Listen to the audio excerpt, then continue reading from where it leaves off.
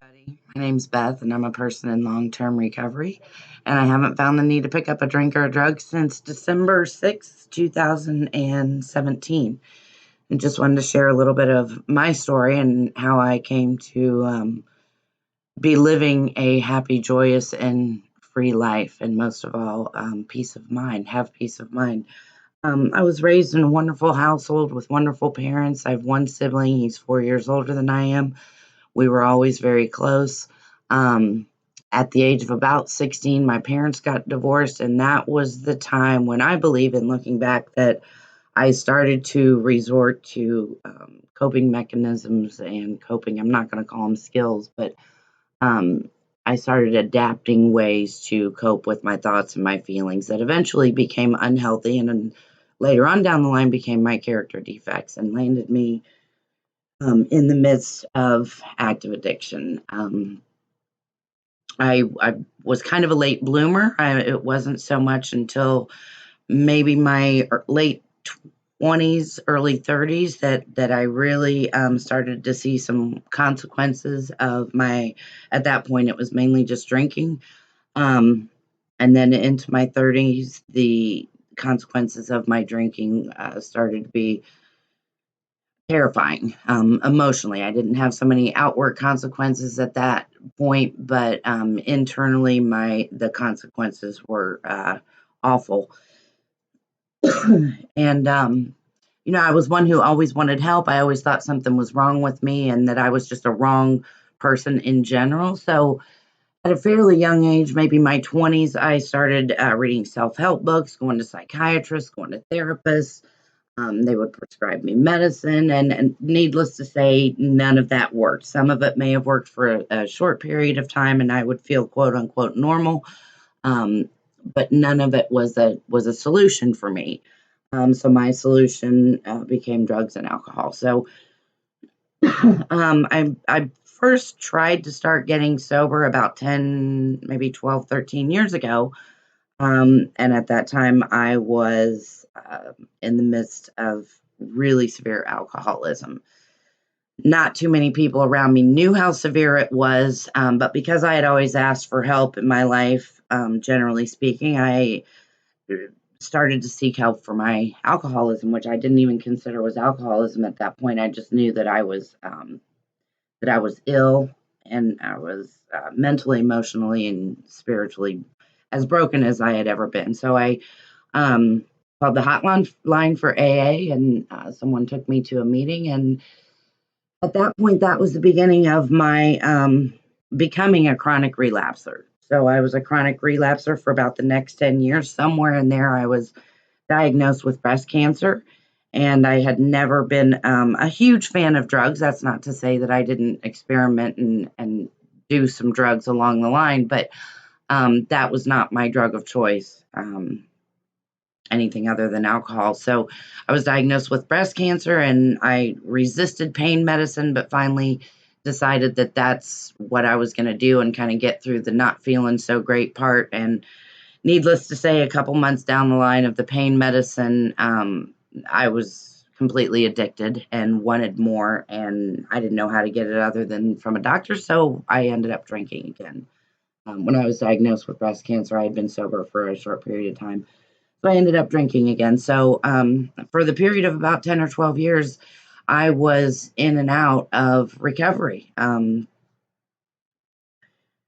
For the most part in recovery, but the times that I was out, this is such a progressive disease that the times that I would go back out, it would just get more horrific each time. So on December 6th of 2017, I found myself somewhere between Georgia and Florida. I had relapsed yet again and thought I would get in my car and drive to my father's. I was at my father's for a period of time.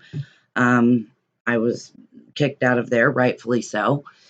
And so I hit the road to come back down to Florida with no money. My car, I did have my wallet, but there was nothing in it. And I was about halfway between Georgia and Florida, and I found myself at a rest stop with no money, no keys, no wallet, and I was locked out of my car. So at that point, I had become familiar with asking for help and surrendering. So I did what I was familiar with, and I Baker acted myself, and that's that was the start of my recovery process to date. I was taken to the hospital. I was taken from the hospital then to the psych ward, then from the psych ward to detox, then from detox to I chose to go to a 30-day.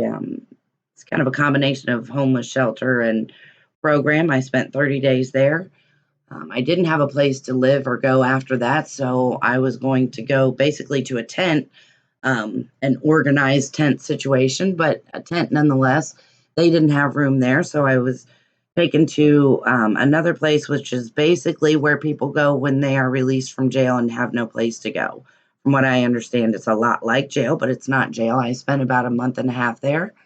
Um, a group of people in recovery would bring meetings in every night, and I would go to those meetings. And at that point, I met a woman who shared her spirit and her experience, strength, and hope. And I gravitated toward her and asked her to be my sponsor, and she is still to this day my sponsor.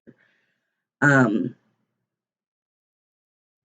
and it's been an amazing road. The biggest analogy I can think of is before recovery, I lived my life moment to moment doing anything I needed to make myself comfortable, whether it was drugs and alcohol, or whether it was a codependent relationship, or whether it was shopping, or whether it was, I could come up with any number of things. Staying busy, that was a big distraction from myself. And when I got sober this time, the first thing my sponsor said to me was slow down.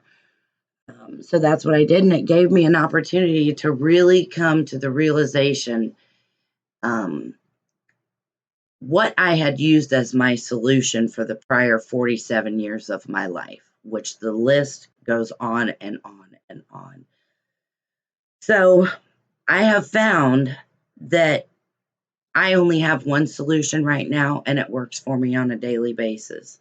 I'm a member of Alcoholics Anonymous, although, as I shared, drugs are also a part of my story, but this illness with me is not about drugs or alcohol or any of the external thing. It's about the stuff that goes on within me. So I'm learning day by day how to live life on life's terms, how to manage my emotions and my thoughts in a healthy way, how to become active member of society, which I never was on a consistent basis, how to reconnect relationships with people that at one time were important to me, and as with everything else, I just let go by the wayside, or burned the bridge, or just flat turned my back on. Um, so I'm learning that it's okay for me now to not necessarily have to be comfortable moment to moment.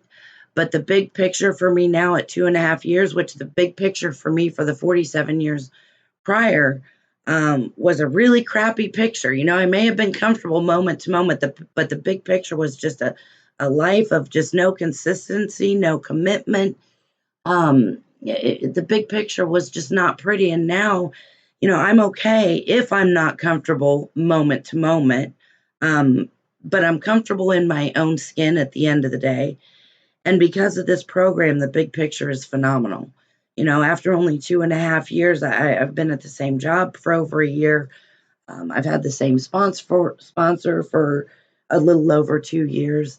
I lived at one recovery house for a year and a half, and now I manage a recovery house. So I've made one move, and I've been at this recovery house for about 8 or 9 months now. There's consistency in my life. There's peace in my life. There's commitment in my life.